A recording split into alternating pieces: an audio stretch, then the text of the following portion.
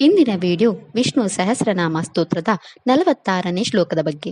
ಈ ವಿಡಿಯೋದಲ್ಲಿ ವಿಷ್ಣು ಸಹಸ್ರನಾಮದ 46ನೇ ಶ್ಲೋಕದ ಅರ್ಥವನ್ನು ತಿಳಿದುಕೊಳ್ಳೋಣ ಮತ್ತು ಈ ಶ್ಲೋಕವನ್ನು ಪಠಿಸುವುದರಿಂದಾಗುವ ಪ್ರಯೋಜನಗಳನ್ನು ಸಹ ನಾವು ತಿಳಿಯೋಣ. ವಿಷ್ಣು ಸಹಸ್ರನಾಮದ 46ನೇ ಶ್ಲೋಕವು ಹೀಗಿದೆ. ವಿಸ್ತಾರಾಸ್ತಾವರಾಸ್ತಾನುಃ ಪ್ರಮಾಣಂ ಬೀಜಮವ್ಯಯಂ ಅರ್ಥೋ ಮಹಾಕೋಶಃ ಮಹಾಭೋಗೋ ಮಹಾಧನಃ. ಈ ಶ್ಲೋಕದಲ್ಲಿ ವಿಷ್ಣುವಿನ 9 ನಾಮಗಳಿವೆ. ಈಗ ವಿಷ್ಣುವಿನ ಈ ಪ್ರತಿಯೊಂದು ನಾಮದ ಅರ್ಥವನ್ನು ತಿಳಿದುಕೊಳ್ಳೋಣ. ಮೊದಲ ವಿಷ್ಣು ನಾಮವು ಹೀಗಿದೆ. ಓಂ ವಿಸ್ತಾರಾಯ ನಮಃ. ಈ ವಿಷ್ಣು ನಾಮದ ಅರ್ಥ ಭಗವಂತ ವಿಷ್ಣುವು ಇಡೀ ಜಗತ್ತನ್ನು ತನ್ನಲ್ಲಿ ವಿಶಾಲಗೊಳಿಸುವವನು ಅಥವಾ ಎಲ್ಲ ಲೋಕಗಳು ಅವನಲ್ಲಿ ಸಾಧಿಸಿವೆ. ಎರಡನೇ ವಿಷ್ಣು ನಾಮವು ಹೀಗಿದೆ. ಓಂ ಸ್ಥಾವರ ಸ್ಥಾನವೇ ನಮಃ. ಈ ವಿಷ್ಣು ನಾಮದ ಅರ್ಥ ಭಗವಾನ್ ವಿಷ್ಣು ಸ್ಥಿರವಾಗಿರುವವನು ಮತ್ತು ತನ್ನೊಳಗೆ ಜಗತ್ತನ್ನು ಸ್ಥಿರಗೊಳಿಸುವವನು. ಮೂರನೇ ವಿಷ್ಣು ನಾಮವು ಹೀಗಿದೆ. ಓಂ ಪ್ರಮಾಣಾಯ ನಮಃ. ಈ ವಿಷ್ಣು ನಾಮದ ಅರ್ಥ ಭಗವಾನ್ ವಿಷ್ಣು ಪ್ರತಿಯೊಂದು ವಸ್ತುವನ್ನು ಬೆಂಬಲಿಸುವ ನಿಯಮ ಅಥವಾ ಜ್ಞಾನದ ವ್ಯಕ್ತಿತ್ವ. ಅವನು ಶುದ್ಧ ಪ್ರಜ್ಞೆಯ ಸ್ವಭಾವದವನು. ನಾಲ್ಕನೇ ವಿಷ್ಣು ನಾಮವು ಹೀಗಿದೆ. ಓಂ ಬೀಜಯ ಭವ್ಯಾಯ ನಮಃ. ಈ ವಿಷ್ಣು ನಾಮದ ಅರ್ಥ ಭಗವಾನ್ ವಿಷ್ಣು ಅಮರನಾದವನು ಅಥವಾ ಈ ಸಂಸಾರದ ಬೀಜ ಅಥವಾ ಕಾರಣನಾದವನು. ಐದನೇ ವಿಷ್ಣು ನಾಮವು ಹೀಗಿದೆ. ಓಂ ಅರ್ಥಾಯ ನಮಃ.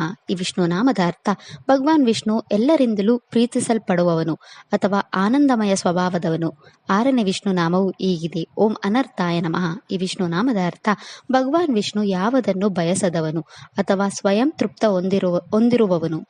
ಏಳನೇ ವಿಷ್ಣು ನಾಮವು ಹೀಗಿದೆ. ಓಂ ಮಹಾಕೋಶಾಯ ನಮಃ. ಈ ವಿಷ್ಣು ನಾಮದ ಅರ್ಥ ಭಗವಾನ್ ವಿಷ್ಣು 5 ಖಂಡಗಳಲ್ಲಿ ಮುಳುಗಿರುವವನು ಅಥವಾ ಅನ್ನಮಯ, ಪ್ರಾಣಮಯ ಮುಂತಾದ ಮಹಾಕೋಶಗಳನ್ನು ತನ್ನದಾಗಿಸಿಕೊಂಡಿರುವವನು.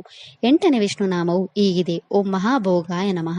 ಈ ವಿಷ್ಣು ನಾಮದ ಅರ್ಥ ಭಗವಾನ್ ವಿಷ್ಣು ಜೀವನದಲ್ಲಿ ಸುಖಗಳನ್ನು ವ್ಯಕ್ತಿಗತಗೊಳಿಸಿದವನು ಅಥವಾ ಆನಂದದ ದೊಡ್ಡ ಮೂಲವಾಗಿ ಆನಂದವನ್ನು ಹೊಂದಿರುವವನು. ಒಂಬತ್ತನೇ ವಿಷ್ಣು ನಾಮವು ಹೀಗಿದೆ. ಓಂ ಮಹಾಧನಾಯ ನಮಃ. ಈ ವಿಷ್ಣು ನಾಮದ ಅರ್ಥ ಭಗವಾನ್ ವಿಷ್ಣು ಅಪಾರ ಸಂಪತ್ತನ್ನು ಹೊಂದಿರುವವನು ಅಥವಾ ಇಡೀ ವಿಶ್ವವನ್ನೇ ತನ್ನ ಆನಂದದ ಸಂಪತ್ತಾಗಿ ಪಡೆದವನು. ಈ ಶ್ಲೋಕವು ಲೌಕಿಕ ಬಾಂಧವ್ಯದ ಭ್ರಮೆಯನ್ನು ತೊಡೆದುಹಾಕಲು ಸಹಾಯ ಮಾಡುತ್ತದೆ. ಇದು ನಮಗೆ ಆಂತರಿಕ ಶಾಂತಿಯನ್ನು ನೀಡುತ್ತದೆ ಮತ್ತು ನಮ್ಮ ಜೀವನದಲ್ಲಿ ನಿರಂತರ ಸಮೃದ್ಧಿಯನ್ನು ತರುತ್ತದೆ. ಭಗವಾನ್ ವಿಷ್ಣು ಎಲ್ಲಾ ಸಂಪತ್ತಿನ ಮೂಲವಾಗಿರುವುದರಿಂದ ಈ ಶ್ಲೋಕವನ್ನು ಭಕ್ತಿಯಿಂದ ಪಠಿಸುವುದರಿಂದ ನಮಗೆ ಅಪಾರ ಸಂಪತ್ತು ಸಿಗುತ್ತದೆ. ಈ ಶ್ಲೋಕವು ನಮ್ಮ ಎಲ್ಲ ಆರ್ಥಿಕ ಸಮಸ್ಯೆಗಳನ್ನು ಪರಿಹರಿಸುತ್ತದೆ. ಸಾಲ ಹೊಂದಿರುವ ಜನರು ಈ ಶ್ಲೋಕವನ್ನು ಪಠಿಸಬಹುದು. ತಮ್ಮ ವ್ಯವಹಾರ ಅಥವಾ ಬಿಸಿನೆಸ್ ಬೆಳೆಯಲು ಬಯಸುವ ಜನರು ಈ ಶ್ಲೋಕವನ್ನು ಪಠಿಸಬಹುದು. ಒಟ್ಟಾರೆಯಾಗಿ ಈ ಶ್ಲೋಕವು ನಮ್ಮ ಜೀವನದಲ್ಲಿ ಸಂಪತ್ತು, ಸಮೃದ್ಧಿ ಮತ್ತು ಯಶಸ್ಸನ್ನು ತರುತ್ತದೆ. ಉತ್ತರ ಫಾಲ್ಗುಣಿ ನಕ್ಷತ್ರಕ್ಕೆ ಸೇರಿದ ಜನರು ತಮ್ಮ ಜೀವನದಲ್ಲಿನ ಎಲ್ಲಾ ಸಮಸ್ಯೆಗಳನ್ನು ತೊಡೆದುಹಾಕಲು ಮತ್ತು ನಿಮ್ಮ ಜೀವನದಲ್ಲಿ ಎಲ್ಲಾ ಶುಭಗಳನ್ನು ಪಡೆಯಲು ಈ ಮಂತ್ರವನ್ನು 27 ಬಾರಿ ಜಪಿಸಬೇಕು. ಇದಿಷ್ಟು ವಿಷ್ಣು ಸಹಸ್ರನಾಮ ಸ್ತೋತ್ರದ 46ನೇ ಶ್ಲೋಕದ ಕುರಿತಾಗಿತ್ತು. ನಾಳೆಯ ವಿಡಿಯೋದಲ್ಲಿ ವಿಷ್ಣು ಸಹಸ್ರನಾಮದ 47ನೇ ಶ್ಲೋಕದ ಮೇಲೆ ಚಿಂತನೆಯನ್ನು ಮಾಡೋಣ. ಶ್ರೀಕೃಷ್ಣ ಅರ್ಪಣಮಸ್ತು. ಈ ವಿಡಿಯೋ ಇಷ್ಟ ಆದರೆ ಲೈಕ್ ಮಾಡಿ, ಶೇರ್ ಮಾಡಿ ಮತ್ತು ಚಾನೆಲ್ ಸಪೋರ್ಟ್ ಮಾಡೋಕೆ ಸಬ್ಸ್ಕ್ರೈಬ್ ಮಾಡಿ. ಧನ್ಯವಾದಗಳು.